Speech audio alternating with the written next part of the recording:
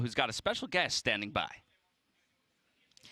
Indeed, I do, Yeah. Dash. Guess who I have today, guys? I have my boy Boaster from Fnatic, and I'm going to ask him some questions. I want to pick his brain. I've actually never gotten to talk to you. I'm so excited right now, actually.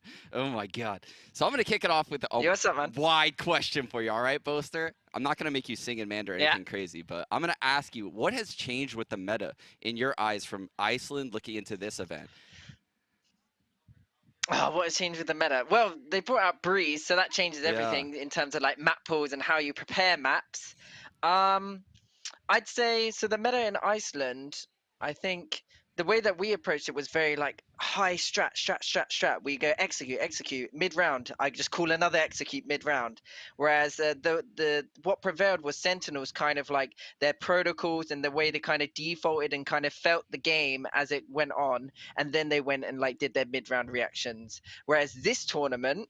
Well, actually, and then Sentinels won because of that. And then this tournament, I think you've got both kind of styles forming together in what is like Gambit, Envy, and whatnot, and those teams seem to be on top right now. And like 100 Thieves, who knows what's going to be happening with them as well, Sure. because obviously that game's up next. But I think that's what's happening. You've got like a merge of both kind of strategical inputs, and Yeah. boom. It's actually insane to see all the different regions and the disparity between the play styles. How do you think the smaller regions are stacking up at this event compared to Iceland? Do you see any of these smaller regions, progressing further at champions? What has surprised you the most with those regions?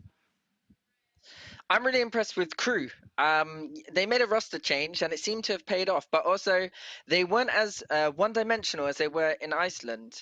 Yeah. I saw in Iceland when all it took was like I watched their VODs and I kind of knew their play style, and then they weren't really switching it up. Whereas when they came into this event, it looks like they actually had a lot more like not they'd done their homework, but they really did a lot of server time and they had stuff and they were adapting to what enemies were doing. So I was really impressed with them.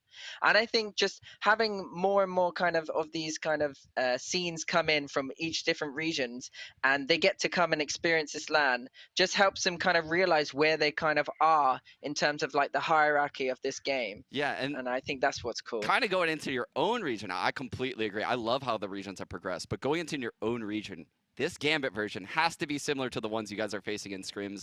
I know you've probably played the two NA teams that we're about to see in scrims as well. How would you compare those teams to Gambit, and who do you think is going to take the tournament? I know you guys need Gambit to get out of LCQ, so you're rooting Gambit, but how would you rate these teams?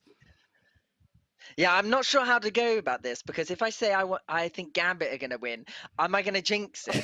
So I'm going to say I don't know who's going to win, but I do want Gambit to win.